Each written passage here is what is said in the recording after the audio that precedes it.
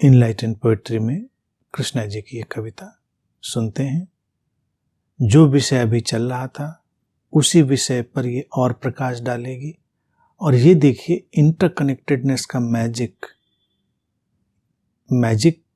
हम लोग देखते हैं अलग, लेकिन गहरे मैजिक देखें। जब भी मैं कुछ सेलेक्ट करके रखता हूं तो मुझे नहीं पता होता क्वेश्चंस का सिलसिला क्या चलने वाला है, लेकिन वो हमेशा उस सारी उथल पुथल का उत्तर उसमें शामिल होता है। This is pure magic. ये मैजिक इसलिए क्योंकि एग्जिस्टेंस में इंटरकनेक्टेडनेस है। जब हमने चुना होता है तब उस चुनने में आप सबके भीतर की हलचल भी शामिल होती है, अन्यथा एक शब्द भी चुना नहीं जा सकता। तो जब इतना अंतर संबंधित अस्तित्व है, जीवन है, तो हम आश्वस्त हो सकते हैं कि उसने सब कुछ संभाला है। सुने, सारा आलम जाने क्यों सोया सा है।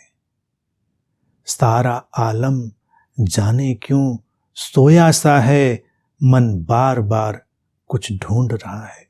मन बार बार कुछ ढूंढ रहा है, जैसे कुछ यहां खोया सा है। एक बादल भी मन के भीतर घुमड़ रहा है। एक बादल भी मन के भीतर घुमड़ रहा है, और आंखों में एक नमी सी है, जाने कौन एक कमी सी है। एक कहानी देर से यूं ही, एक कहानी देर से यूं ही बस थमी सी है।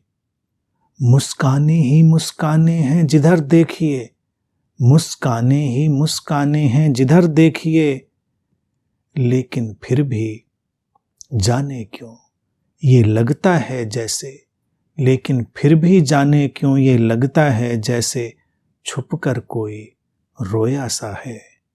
सारे आलम में जाने क्या खोया सा है।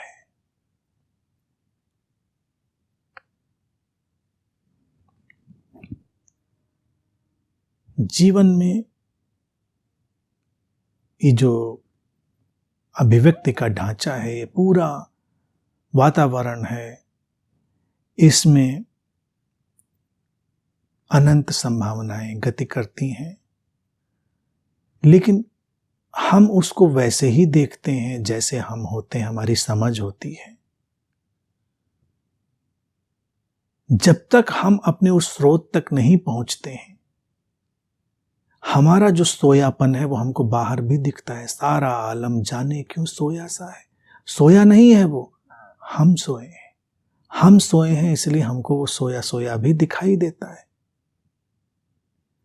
मन बार बार कुछ ढूंढ रहा है, जैसे कुछ यहां खोया सा है। हर कोई कुछ ढूंढ रहा है, जैसे किसी का कुछ खो गया है।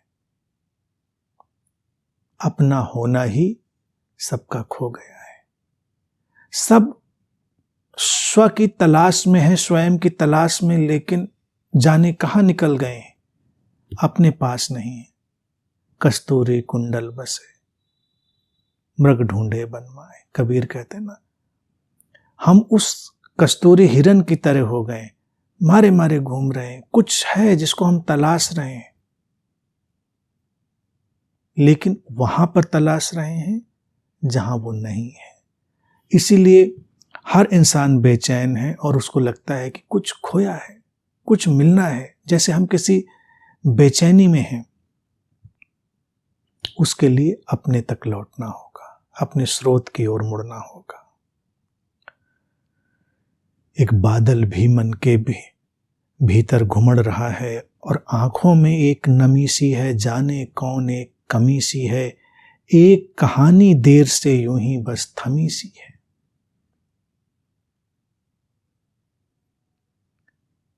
कहानियां आने और जाने के लिए होती हैं। कहानियां थम जाएं, कहानियों के किरदार ठहर जाएं, तो जीवन में फिर त्रासदी आती है। होठों की जो सहज मुस्कान होती है उसकी जगह आंखों की नमी लेने लगती है। क्यों ये रोना धोना है? कमी का एहसास क्यों है? क्योंकि हमने अपनी कहानी कुछ ऐसे बनाई थी, हमारे उस फिक्शनल माइंड ने उस ऐसा फिक्शन बनाया था, ऐसी कहानी बनाई थी जिसको हम रोक देना चाहते हैं। क्योंकि हम कहानी को अस्तित्व के उस विराटता में विलीन होते हुए नहीं देख सकते, क्योंकि हमको हमारे अनुसार कहानी चाहिए। जब हमको हमारी कहानी हमारे अनुसार चाहिए होती तो वो थम जाती है, और हर थमी हुई कहानी जीवन में रुदन बन जाती है, क्योंकि वो हमारा प्रक्षेपण है, हमारा प्रोजेक्शन है। वो वास्तविकता तो है नहीं, वो रियलिटी तो है नहीं। कहानियों से कहानियां हम बुनते चले जाते हैं। तो जब लोगों को हम देखते हैं तो हमको दिखाई देगा कि वो कहानियों की तरह थमे हैं। तलाश है शाश्वत की, चिरंतन की, लेकिन थमे हैं कहानी की तरह।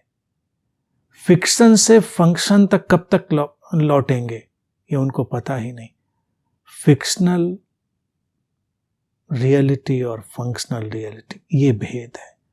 फंक्शनल रियलिटी तो अस्तित्वगत है, तो जब हम उसमें जाते हैं तो ना आंखों में नमी होती है, ना कुछ कमी होती है। लेकिन अगर एक कहानी बनाकर जिएंगे, कहानी में हम अटकेंगे, तो सब रोना धोना, खोना सोना सब चलेगा।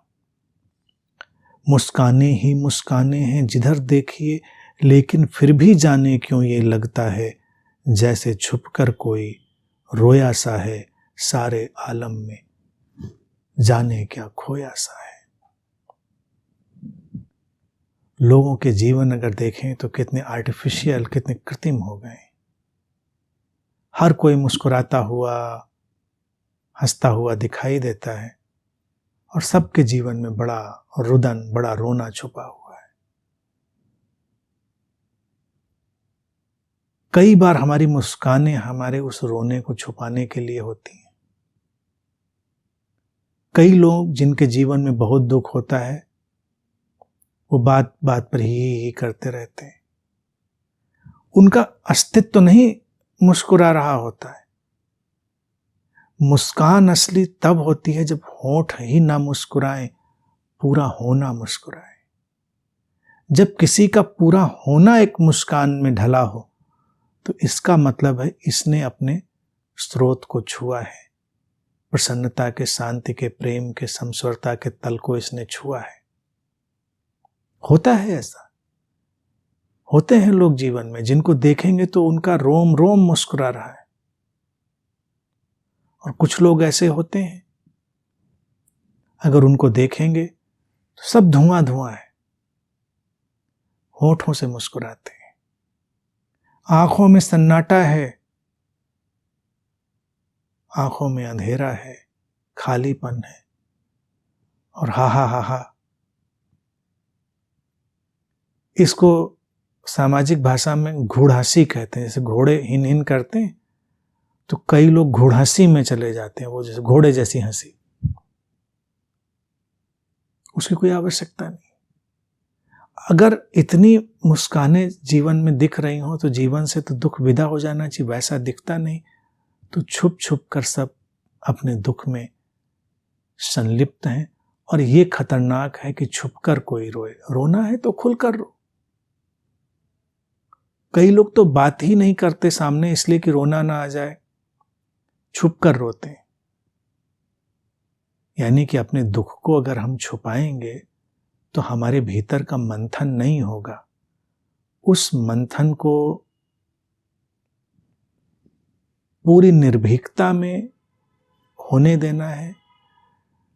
तब हमारी ये जो तलाश है, जिसमें हमको ये पता चलता है ये कहाँ कुछ खोया सा है, हमारे भीतर क्या अधूरा सा है। तो ये केवल एक कचोट और एक कसक की तरह नहीं होता, ये हमारी ट्रू सीकिंग बनती, सच्ची तलाश बनती है। अन्यथा जब किसी के भीतर खालीपन, खोयापन, कमी, नमी ये सब अटकती हैं तो कुछ भी तलाशता है, वैकल्पिक संबंध, वैकल्पिक धर्म, वैकल्पिक सारी चीजें,